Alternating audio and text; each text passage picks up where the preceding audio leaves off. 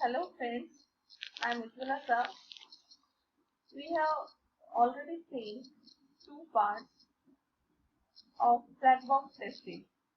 In black box testing, there are the techniques which are commonly used by the tester are equivalence partitioning, boundary value analysis, state transition testing techniques, as well as the use case testing. So we have already gone through equivalence partitioning testing as well as the boundary value analysis testing.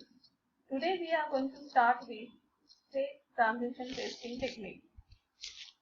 So let us go through the definition that what is state transition testing.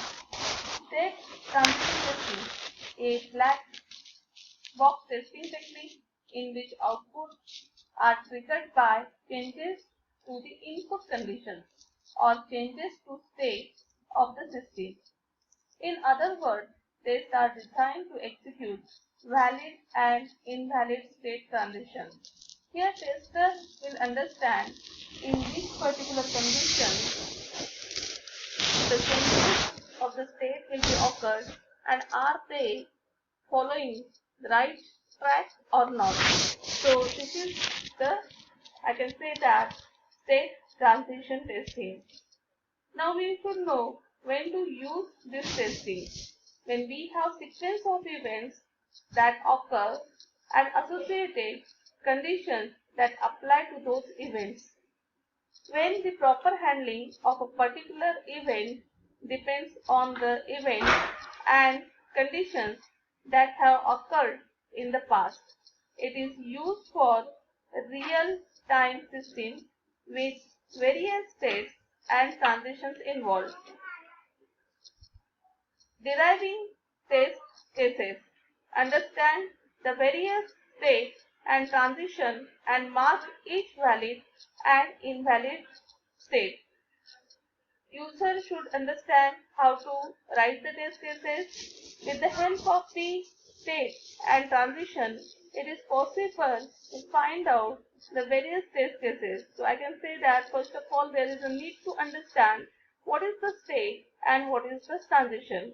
What is the I can say that the valid state and the invalid state, defining a sequence of an event that leads to an allowed test ending state.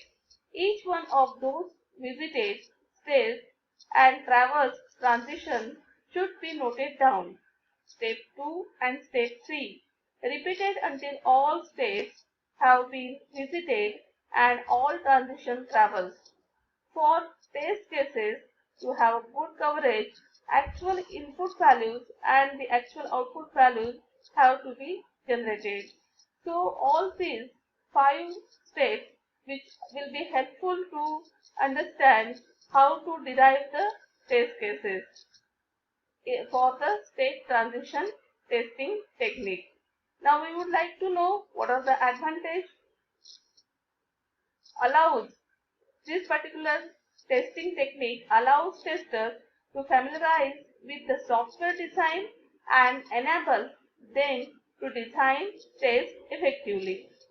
It also enables testers to cover the unplanned or invalid states.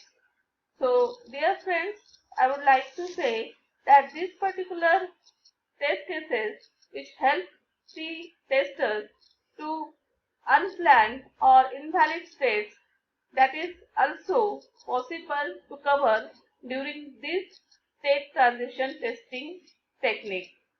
So let us go with the certain example. Very simple example. You can see a system's transition is represented as shown in the below diagram. You can see that the switch which we are using for, I can say that the light off or the fan off, on, and here if switch on, if it is light on, then it is valid.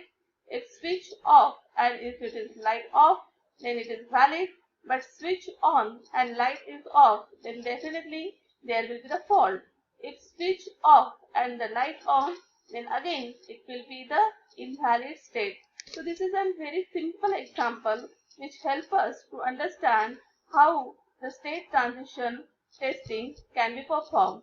So this is the test cases which we generated by the tester and which help us to understand what will be the valid and invalid. So test 1, 2, 3, start state, finish state, input and the output. So on the basis of the input, what will be the output? And if it is, I can say that the valid one or invalid one. So this is the small example of the state transition testing. Thank you. In next part, we would like to see the more examples which is based on the state transition testing technique.